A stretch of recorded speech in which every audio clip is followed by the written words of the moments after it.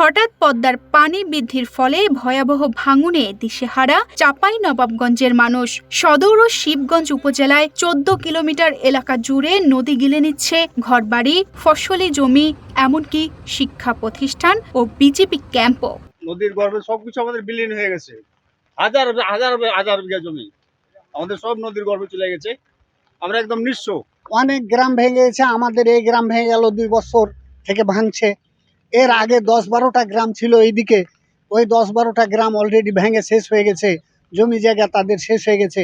নদী ভাঙন শুরু হওয়ায় সীমান্তে দায়িত্ব পালনে বিজিবিকে সতর্কতা অবলম্বন করতে হচ্ছে, ফলে তারাও আতঙ্কের মধ্যে রয়েছে বলে জানায় বিজিবি সদস্য। এই অতি পানি বৃদ্ধির কারণে, এই ভাঙনের কারণে আমাদের কিছু সীমান্তে কর্তব্য পালনের কারণে কিছু বেগ পাইতে হয়।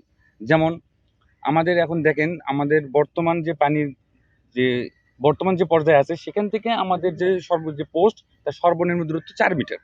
এক্ষেত্রে আমাদের যে ম্যান পাওয়ার আছে এখানে আমাদের ডিপ্লয় করতে হয়। যে কারণে যদি কোনো সমস্যা হয় বা কোনো ধসে যাওয়ার পরিকল্পনা বা ধসে যাওয়ার সম্ভাবনা থাকে, সেক্ষেত্রে আমাদের শিফটিংয়ের ব্যাপার আছে, আমাদের অস্ত্রগুলোর ব্যাপার আছে এবং বিভিন্ন প্রাইভেট লেজারের মালামাল আছে যেগুলো আমাদের হস্তান্তরের প্রয়োজন থাকে। সেক্ষেত্রে আমরা হয়তো বা একটু সচেতন থাকতেছি এবং আমাদের সীমান্ত নিরাপত্তার ক্ষেত্রে আমাদের অধিক সচেতন থাকতে হচ্ছে। কারণ আমাদের নদী গর্ভে যদি কোনো সমস্যা হয় বা নদী গর্ভে কোনো কিছু বিলীন হয়, এক্ষেত্রে আমাদের অনেক দামি বা গুরুত্বপূর্ণ জিনিসের ক্ষতি হওয়ার সম্ভাবনা থাকে। ভাঙন কবলিত এলাকায় জরুরি ভিত্তিতে জিও ব্যাগ ও জিও টিউব দিয়ে ভাঙন ঠেকাতে কাজ শুরু হয়েছে। ভাঙন রোধে প্রকল্প তৈরি করে মন্ত্রণালয়ে প্রেরণ করা হয়েছে। অনুমোদন পেলেই নদী ভাঙন রোধে কাজ শুরুর আশা পানি উন্নয়ন বোর্ডের। প্রতি বছর নদীতে যখন পানি বৃদ্ধি পায় সেই সময় পদ্মা নদীতে আমরা ভাঙন পরিলক্ষিত হয়।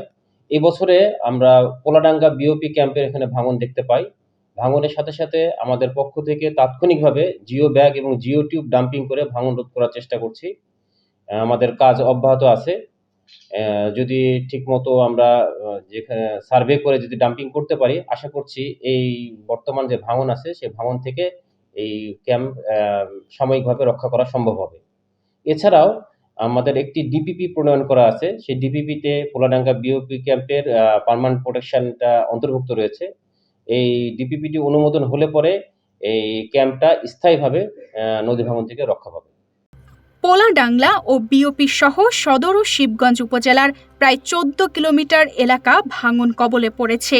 আতঙ্কে বাস করছে নদী পাড়ের মানুষ। ভাঙন রোধ সহ এলাকার দরিদ্র মানুষকে দ্রুত প্রয়োজনীয় সহায়তা দেওয়ার প্রয়োজন বলে মনে করেন সংশ্লিষ্টরা। তানজিদা রহমান, ইনায়া, বাংলাদেশ প্রতিদিন।